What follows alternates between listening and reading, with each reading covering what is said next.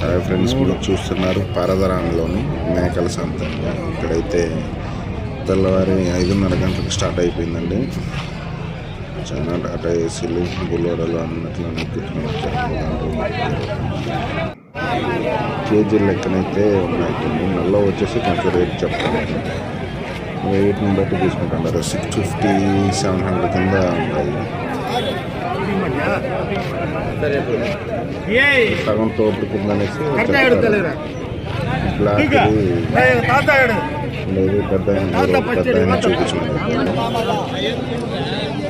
పిల్లలు వచ్చేసి 5,000 చిన్న పిల్లలు 5,000 చెప్తున్నారు. 5,000 మ్యాచ్ స్టార్టింగ్లో ఉన్నాయి. బ్లాక్ ఉంది.